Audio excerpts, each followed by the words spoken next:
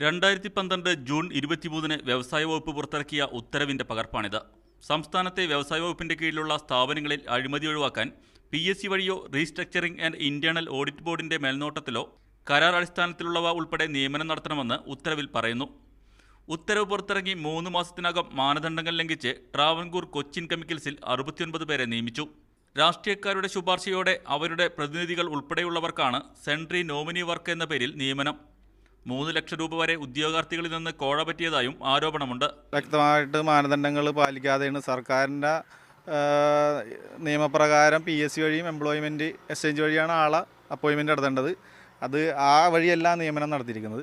നിയമനത്തിനായി VD Satheesan MLA പ്രസിഡന്റായുള്ള employees union ഉൾപ്പെടെയുള്ളവർ നൽകിയ ശുപാർശക്കത്തും പുറത്തുവന്നു. 3 പേരുകളാണ് ഓരോ യൂണിയനുകളും നിർദ്ദേശിച്ചത്. അനധികൃത നിയമനം അറിഞ്ഞിട്ടും നടപടിയെടുത്തില്ലെന്നാരോപിച്ച് മുഖ്യമന്ത്രി ഉമ്മൻചാണ്ടി, വ്യവസായ മന്ത്രി PK കുഞ്ഞാലിക്കുട്ടി, ചീഫ് സെക്രട്ടറി, വ്യവസായ സെക്രട്ടറി VD സതീശൻ MLA എന്നിവരെ പ്രതി ചേർത്ത് തൃശൂർ വിജിലൻസ് കോടതിയിൽ ചിലർ പരാതി നൽകിയിട്ടുണ്ട്.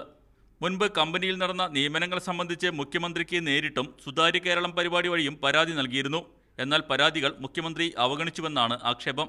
താൽക്കാലിക നിയമനങ്ങളുടെ വർഷങ്ങളുടെ പ്രവൃത്തി പരിചയമുള്ളവർ പുറത്തു നിൽക്കുമ്പോഴാണ് TCCയിലെ മാനദണ്ഡങ്ങൾ മറികടന്നുള്ള നിയമനങ്ങൾ.